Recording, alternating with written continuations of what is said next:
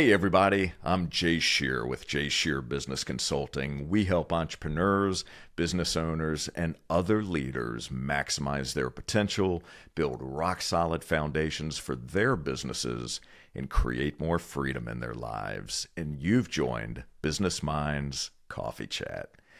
Nelson Mandela said, "What counts in life is not the mere fact that we have lived, it is what difference we have made to the lives of others that will determine the significance of the life we lead."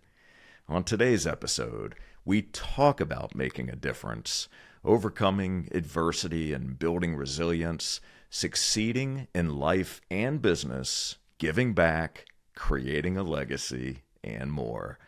My guest is an entrepreneur, a restaurateur, real estate developer, a sought-after speaker, and philanthropist who embodies the American dream.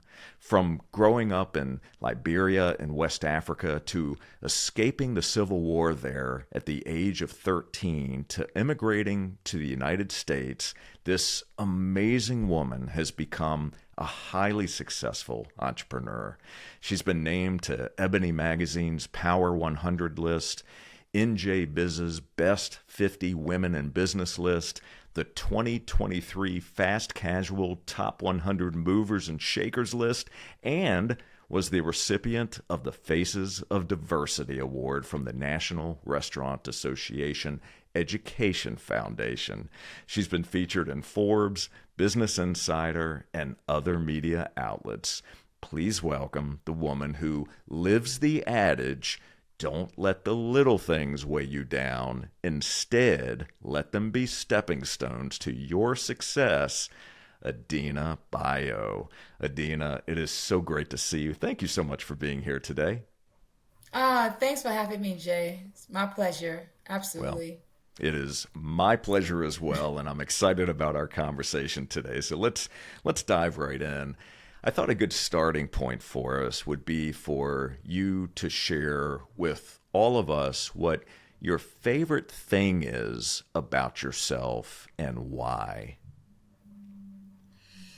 That's a really great question. Oh, wow. The favorite thing about me is that I am an optimist. I am someone that believe in the underdog. I am someone that never quits on anything I put my mind to. I am someone that is just full of empathy in a sense. I deeply hurt for other people. Like other people pain deeply affects me in a way that most people wouldn't realize it. I have this softness for other people, and I am touched, deeply touched, when people are having a hard time or hard go at it, and I just want to help them. So it's an internal battle for me. I don't like suffering. I don't like pain. You know. So that's about it. Well, those are great traits and great things to appreciate about yourself. So thank you for sharing that. In terms of the level of optimism that you have and also that empathy, that caring for others and feeling the way that others feel, is that something that has always been a part of your life? Is that something that developed more over time, or did you experience that from the time you were a child? I think from the time I was a child, I think even like my son, who's is my oldest child, he have this thing about him. He's like when we're driving and someone homeless is on the street, he wants us to stop, empty out my pocketbook, give everything I have. So I see that, I was like that as a kid. I always want to help somebody. So I've always known that about myself, that I was a helper. I'm an advocate. So it's something I think have helped me throughout my years, because I think you are you know, you are what you put out in the universe, right? And I think my life is not where it's at today without the help or the generosity of the people along the way. And I think sometimes that is my karma. Sometimes we talk about, oh, karma is going to get you, karma is going to get you. But good karma is out there. You put out enough good in the world, that's also karma, right? So it's not just, you don't you don't activate karma when you want to do bad things. You That's right. activate karma when you do good things. So yeah. So I've And always known that about myself. that's wonderful. And I love the way that you said that, talking about karma in that regard. And we're going to talk more about this, but I know that you personally look for ways to give back, look for ways to give a hand up to others, look Yeah. to develop other leaders and help set other people up for success, which again, we're going to talk more about that because I think that all ties into that favorite thing about yourself, right? That wanting, that optimism and that wanting to be able to help others. So talking about you specifically and your story, I want to wind the clock back because when I started to read about your story, and I read about you in a number of different magazines, articles. Of course, I listened to some podcasts that you had done, and I was just really moved to learn about your story, learn about the struggles that you went through early in life and the way that you were able to overcome and the different experiences that you had at such a young age. I would love it if you would share some of your background story, and let's talk about where you were raised and the significance that your grandmother played on your life. Oh yeah. My life, I want to bring your listeners to this quote, right? That says, in life, you know, 50% of your life outcomes is determined by the zip code you was born in. And the other 50% of your life outcomes solely depends on the generosity of other people that you're going to encounter in your life. So by all means and all account, my story and me being on this podcast with you isn't even possible, right? Because I don't have a zip code. I grew up in a very tiny village in a country in Liberia, West Africa, and there is no running water in my country, right? So the fact that I'm even sitting here with you just goes to tell you there have been so many people that play a hands into my life outcome. And the person that directly I'm reminded of is my grandmother. You know, my grandmother was my savior. My mother had me at the age of 16, kind of gave me to my grandmother, and my grandmother raised me. And my grandmother was a fascinating woman. She had no education, but she had a brilliant mind. You know, she was able to have real estate. She was able to have restaurants, and we had a bread factory. And she had a huge, huge farm. She had over 100-acre farm, and got all of this, you know, while her husband was, you know, the primary care of the household, but it was all through her grit and through her hard work. So when the Civil War came, and one day, 2 o'clock in the morning, we had to get up quickly and flee to our country, and she left everything back home. And we went to a refugee camp in Sierra Leone, and my dad and my mom was eventually able to get us to the United States, New Jersey. I came in to the United States as a 13-year-old girl, but at that time, my maturity level was really 19, 20.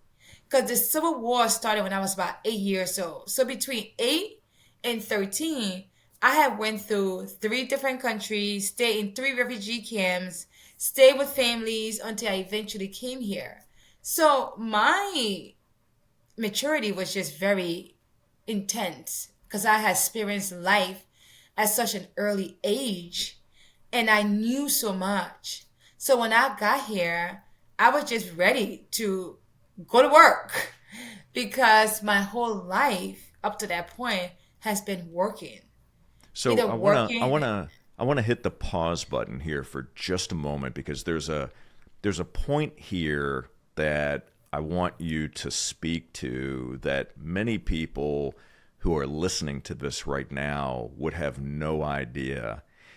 When your grandmother, when this Civil War was going on and your grandmother woke you up in the middle of the night and you and your grandmother left, it's not as if it was a 30-minute walk no. to get from Liberia to Sierra Leone.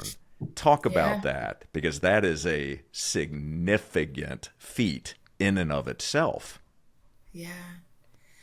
So when we, it was pitch dark, and I remember being woken up. I had a little nightgown on, no shoes on. I was just able to grab the nearest thing, and we put my grandmother in a wheelbarrow because she had really bad knees and she couldn't walk. So we put her in a wheelbarrow and we started pushing her through the forest, through different roads, back channels, and we walked. It was like walking way over, close to 100 miles. And at some point in our journey, the wheelbarrow broke. And we had to leave my grandmother in this remote village. And I remember just being so devastated because we're leaving my grandmother in this place and I remember when we left my grandmother, as we're walking, I'm crying. I'm crying, I'm crying, I'm crying because I'm leaving my grandmother. And I remember at some point, I was threatened that if I didn't stop crying, they was going to beat me. So I started kind of like marking different parts of where we were walking. And I started making a trail. Like I started marking things and making a trail. And we eventually made it to Sierra Leone. And I vowed that I was going to go back to my grandmother. And one day, when everyone is sleeping, I get up in the middle of the night, and began my journey to back to Liberia to get reunited with my grandmother. And I remember getting there just right when the sun was coming up. And I knock on this door. I just knew that was the house we left my grandmother in. And sure enough, it was the house.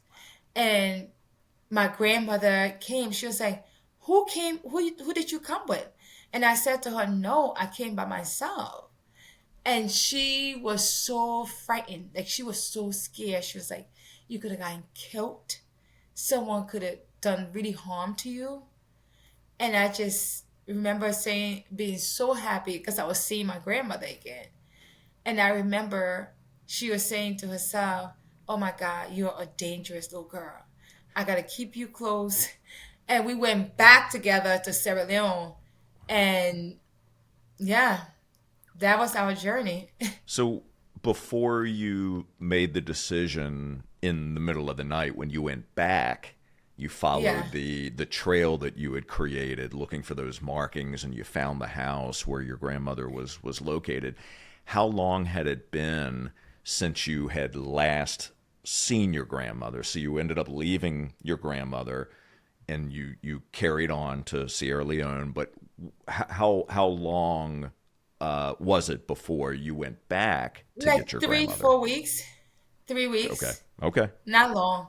Not long. Because when Okay. I got to the camp, There was another older lady taking care of me, but I didn't feel like she was taking good care of me. Not like grandmother did. No.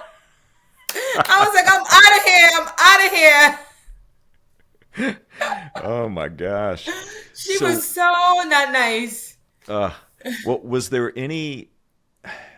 This is coming from a place of ignorance, so you'll have to bear with me. But was there any means of communication? No, nothing. So your grandmother did not hear from There you. was Didn't no internet, nothing. no electric. I mean, nothing. I mean, you're talking about a place where in the morning we have to go down to the well and pitch water as chores in the morning for for the community. I mean, there was nothing. There was no infrastructure, nothing. So where did your grandmother learn about business? She was responsible for 100-acre farm. She had businesses. She was making bread.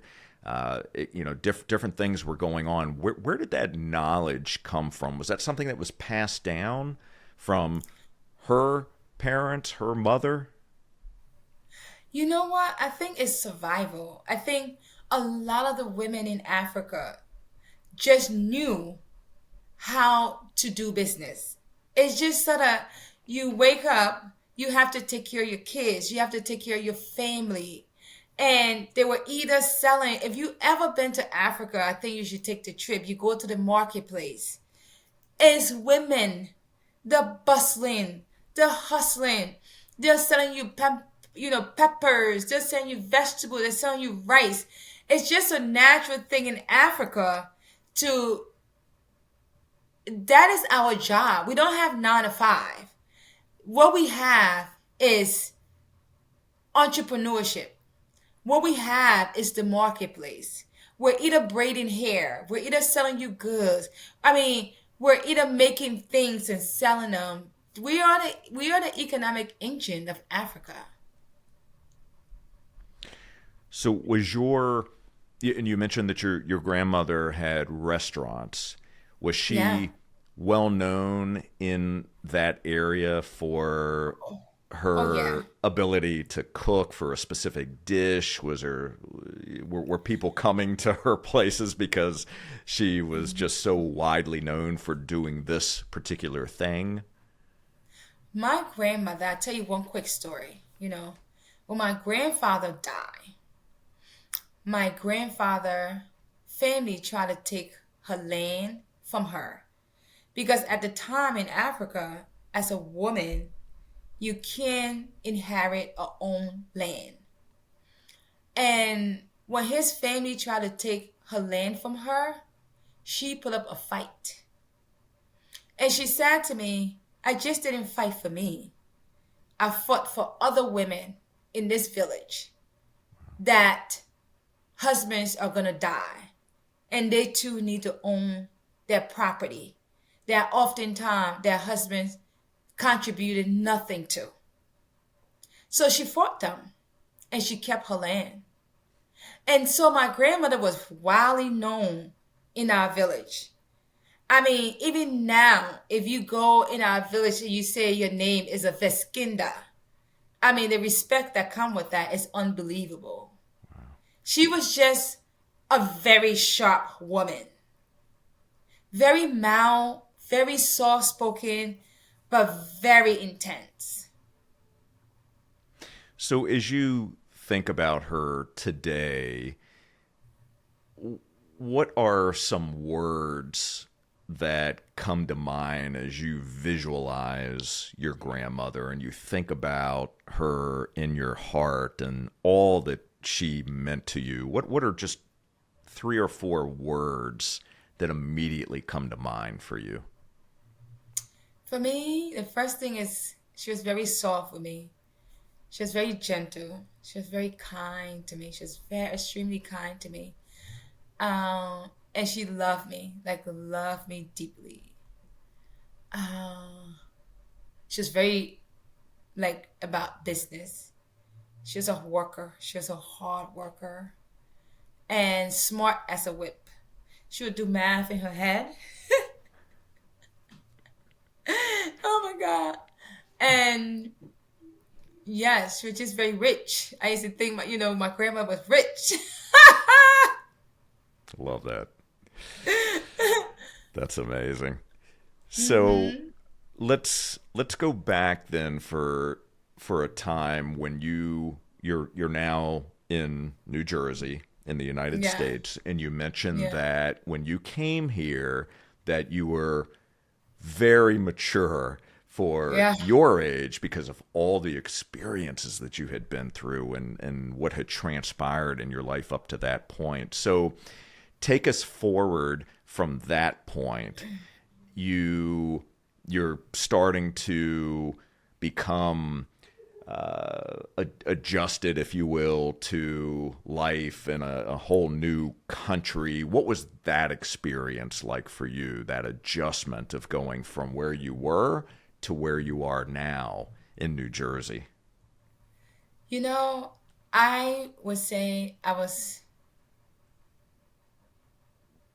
in heaven.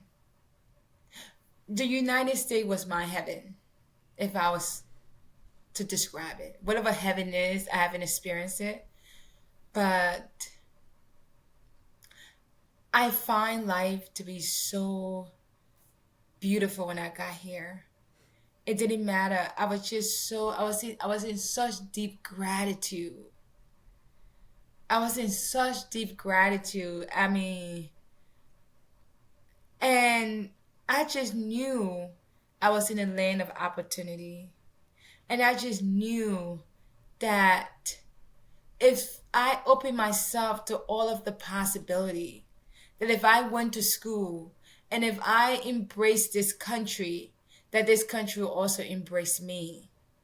And I went to school and I embraced school. I embraced my teachers and my teachers love me.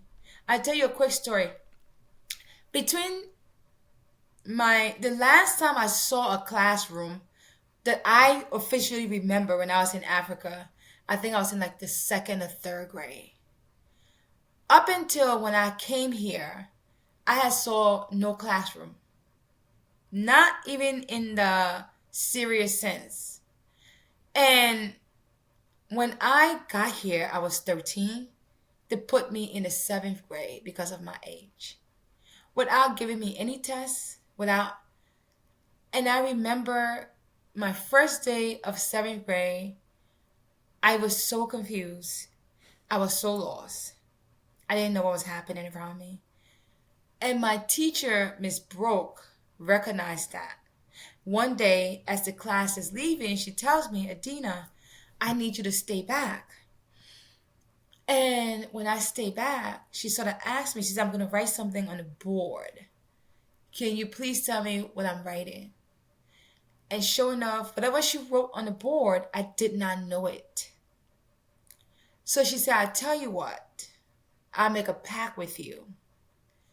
If you come to school every morning, I will help you. So from my seventh grade to eighth grade, she helped me. When I went to high school, she made the same arrangement with a teacher named Miss Jackson. And Miss Jackson would come in 7:30 every morning to tutor me. And it's because of these women, I graduated number 7 in my class of high schoolers. Incredible. Wow. And it was because I was open to the process. And I deeply immersed myself. There is this thing sometimes with foreigners when we come here. We look down on people in America, especially African American people. And we say, oh, you just lazy, you just this, how come you didn't? And that is something that I've always been extremely mindful of. Because I understand African Americans in this country went through hardship so I can come here and enjoy certain rights, right? So when I came into this country, thanks to Miss Brooks and my teachers, I was brought into that history and I appreciated it so much. So there was never a thing of, look at me, I'm better. I always say, look at me because of you. Because of what you've gone through, I get to now come in here and enjoy certain rights. So for me, I knew if I embraced the community that I was entering, they too would embrace me, right? So all throughout my journey, it was just the community. It was the people that I encountered that really propelled me. Like my high school teacher, my high school science teacher, Miss Temagini, she typed up all of my college applications with a typewriter, not in a computer, with a typewriter. Me and her would sit there and she would say, she would type and type and type, and I would just, and she would say, your handwriting is horrible. You're going to be a doctor. I'm typing this up. And all of my college application was typed. Can you believe that? No, that's amazing. So, and it's because of those teachers. Well, this I love what you're sharing right now. And for Miss Brooks and Miss Jackson, if you're listening to this episode right now, you've got a lot to be proud of. You most definitely do. It's really amazing to hear you be able to speak to those who were so generous of themselves and figuring out a way to hold out their hand and be able to help lift you up as well, right? Look for an area where maybe they can take something that they're capable of doing and give that to you so you can go down your own path and experience all the great things that life has to offer. And I love the fact that you remember the names, that you acknowledge them, that you recognize them, and that you have such an immense amount of gratitude and appreciation. I think that is phenomenal. And I just want to acknowledge you for that. I truly do. Thank you.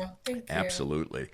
So let's continue down this path. So you go through school, you get into college, and when does the entrepreneurial journey for you really begin to gel? So where were the seeds of that entrepreneurial spirit? Was it through your grandmother? Where did that first come from?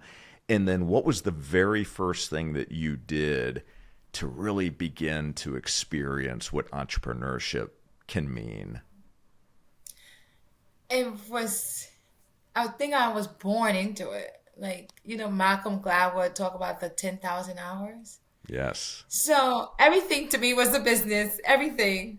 Like when I got here, I used to babysit people's kids. I used to go on a Saturday when my mother went to work. I would go in our public housing laundry room and I would sit there and I would tell people, leave your laundry with me. Give me the quarters. I'll do your laundry. You pay me. I would do hair for free, not for free. People would pay me. So for me, I think it was always there. It was just always there. And I can tell you a time when I wasn't doing entrepreneur work. I cannot tell you. It's just always been there.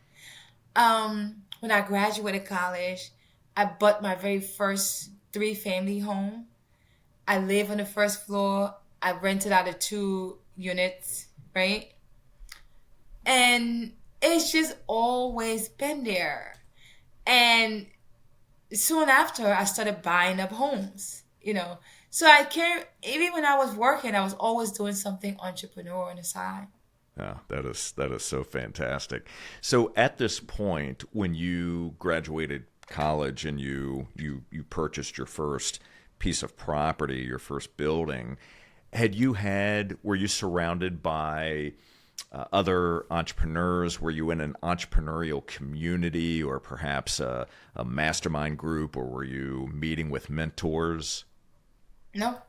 You just had this vision of what you wanted to do, figured out how to make it happen and No, I just executed. never had a vision. I just never sought out to do any of this. Interesting. I went to school. My parents said be a doctor. I was majoring in biology. I was miserable. And then I had a professor um, one time that told me, it was my psychology professor. She was like, "You're so good at this." Um, all of my elective was really great. And then I was getting like D's and F in biology and chemistry. So my guiding counselor was like, what is it that you really want to do? I was like, I really come alive when I'm in my electives. She was like, have you thought about business? And I was like, I'll try it. And then once I majored in business, my grades just soared. I would go in business class. I would love it. I would love the case studies. I would just love them. And my parents were so unhappy because if you're African and your kid is not a doctor or a lawyer, you have not raised successful kids. Ah. So, business was not something that was on No, their no radar. way. No. No way. Okay. Okay. So when I did Miss Business Management and I graduated, my parents was like, yeah, okay. I was working at the bank. It was no big deal to them. And I started when I graduated. 2 years later, I bought my first house and I started buying 2 and 3 family homes. Again, to me, I'm just doing what I like. I love real estate. I'm like, why not acquire some properties? I started doing that, and it just grew from there. It grew so wild that I had to leave my job at the bank at the time to kind of attend. When I opened my first IHOP, I had to leave the bank Mm. to kind of, you know, do that. So, what was it about real estate when you first got into it? What was it that just got you so excited? Well, try to think about, if you can put it into words, what specifically is it about the owning of real estate? I want to understand from your perspective, and let me give you an example. Is it the chase of acquiring the thing? Is it the negotiation? Is it the potential for financial return on investment? What is it for you? I think for me, it's finding something, negotiating it, putting the whole capital stack together because it's like a puzzle. It really is. It's the deal itself that really makes me really intrigued of it all. And then also another part of real estate that I really love is the impact that you can make in a fairly um, quick time. You can take a property that was dilapidated, fix it up, and put people in there and see that impact immediately, right? You can change the trajectory of a community just by fixing up one house, right? So I think for me, it's the impact of it. It's the impact of real estate. It's the fact that you can drive by and say, I did that, I did that, right? It's the most intriguing part of that That for is me. that's so beautiful. So t- talking about the deal itself and structuring the financial Yes. aspect of it. When you first started out, was getting money easy for you? No, Talk about that for a no. moment. I think I didn't know, I've been a bit naive, you know, that real estate in this country has been something that African American was really barred from, right? I didn't know the history of discrimination in housing and lending as it pertained to African American and Black people in this country. So, my very first house that I bought with an FHA loan. And if you look back, if you read back as early as 1950s and early 1960s, FHA would not finance you if you were African American. Or if you was a developer and you were developing something and you said, I'm going to sell a piece of this development to an African American, they won't lend to you. So, again, I buy my first house with an FHA loan is an honor because so many African Americans in this country was locked out of the real estate market because of their race. They were concentrated in certain part of the neighborhood, not because that's where they wanted to live, but because that was the only place they were allowed to live. So I'm coming into this, I'm seeing myself, I have good credit, I have a little bit of money in the bank. Why not? No, it has not been that way. The financial institutions may have gotten rid of a lot of the things and policies, but people don't understand that these policies don't work on their own. It takes people to get these policies to work. And some of these systems are still have those people in those financial institutions, right? So getting financing, getting funded has been the bane of my existence. When I opened my first IHOP, 7 banks turned me down. 7 banks. Wow. And this is after IHOP approved me. And when they turned me down, a lot of them said, well, you don't have experience. Well, we don't think the location is going to work. But Jay, when I really think about it, what they was really saying to me was, we don't think you can work. They hadn't seen a Adenah before. They haven't seen a 25-year-old girl that had the audacity to say, I want to put an IHOP in my community because there isn't one. And at the time, I had about 5 or 6 real estate buildings. I had good credit. I was running a bank. But I just couldn't find no one to finance me. Nobody. And to this day, I have 10 restaurants. I still have anxiety. Anxiety when I have to go to a financial institution. Because their goal is not to find a way to say yes to me. Their goal is to find a way to say no to me. So let's talk then about the 7 banks turn you down.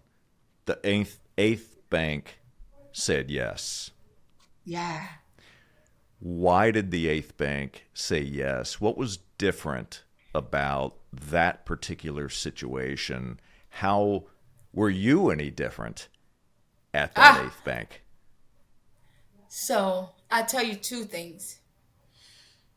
Whenever someone said no to me, I had the courage to ask, was there something wrong with the application? Can you help me fix this? And every time someone would say no to me, I would ask. So by the 8th bank, my shit was perfect. I don't want to curse on your podcast, but it was perfect. Okay.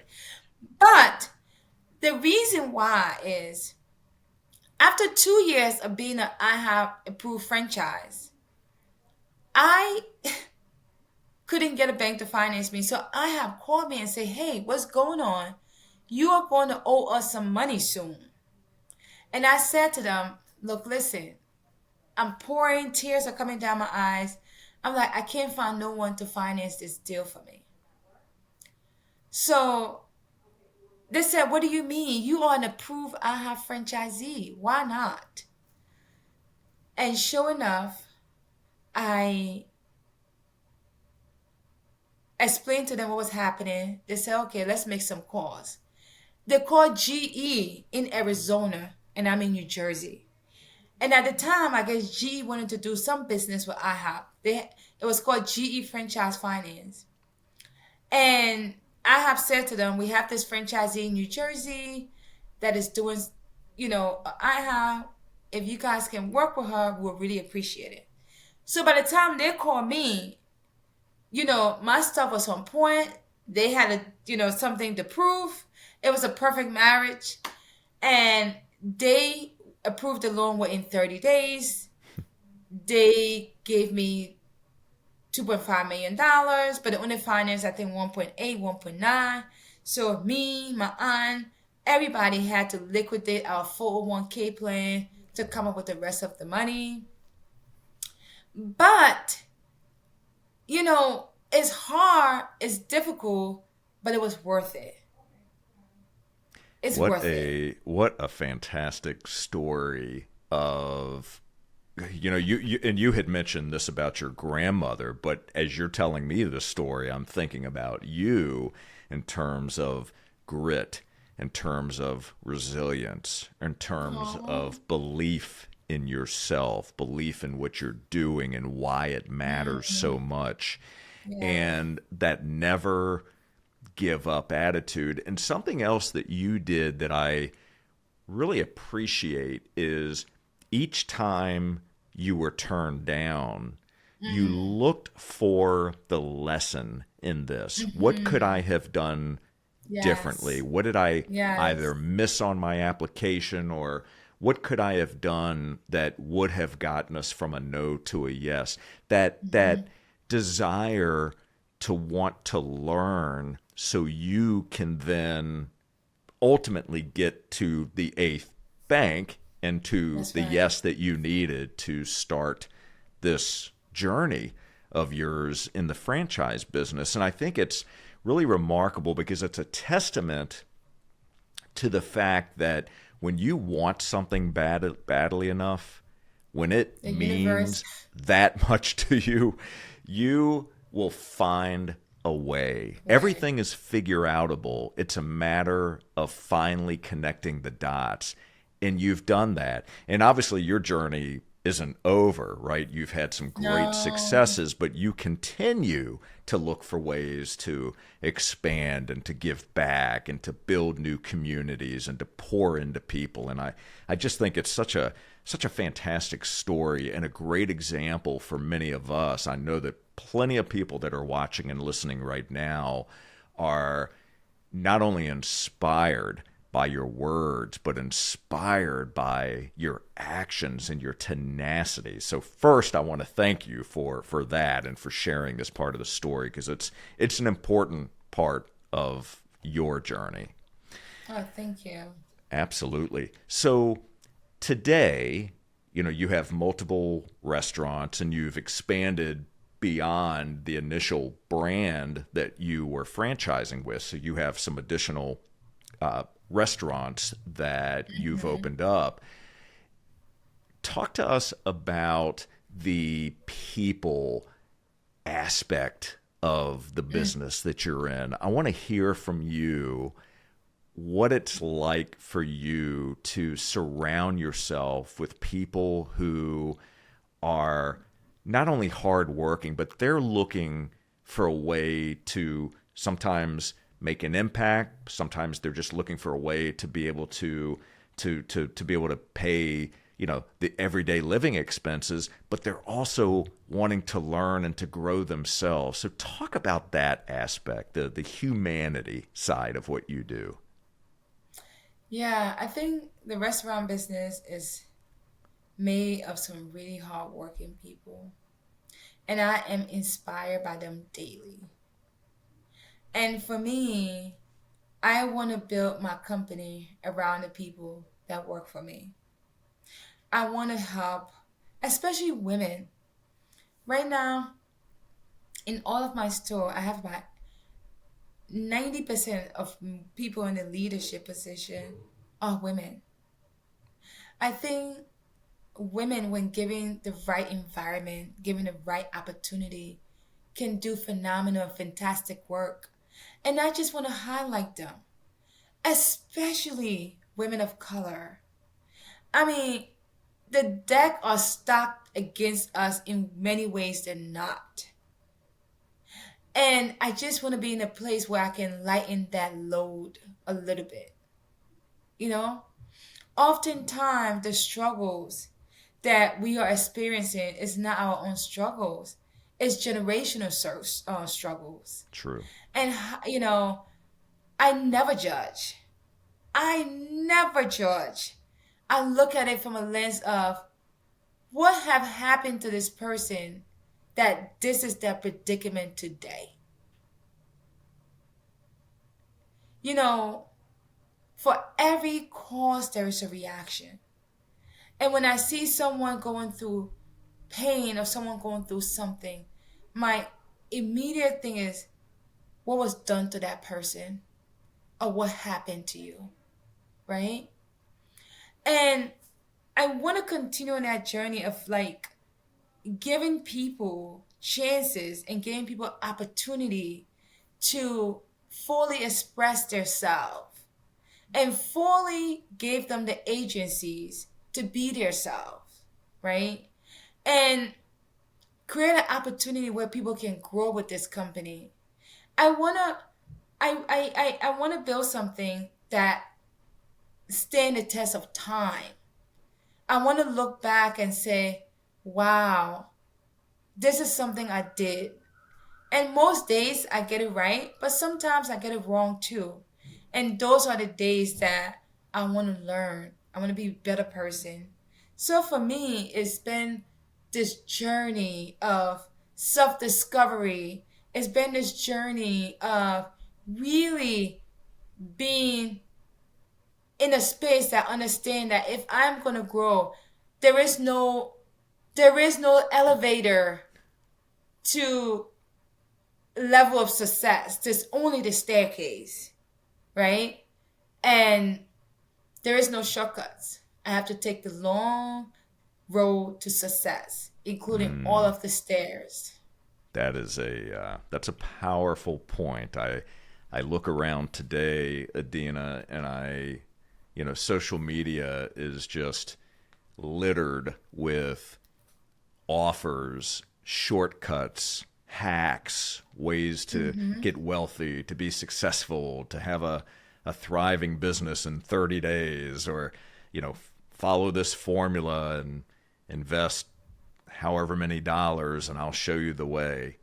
And you hit on something that is such an important point, that there truly, if you're looking to build a thriving, sustainable business, it's one step after the next, after the next. It's following the steps of the staircase. And are there things that you can do to optimize processes you can put in place? Of course there are. But you're playing the long game here. There are no overnight successes. You're showing yourself every single day that you're willing to do what it takes, that you're willing to take the time, that you're investing in your people, you're investing in your business, you're investing in yourself. I can tell just by our conversation and listening to you and understanding a little bit about how you think, how important it is to develop yourself so you can better develop the people that you surround yourself with. It's amazing. Absolutely. I think it's truly amazing. Thank you. So Thank you. as we are starting to wrap up our conversation, I would love it if you would share with us what one of the greatest gifts that life has given you that you didn't realize it at the time. So one of the greatest gifts that life has given you that you didn't really realize it at the time. That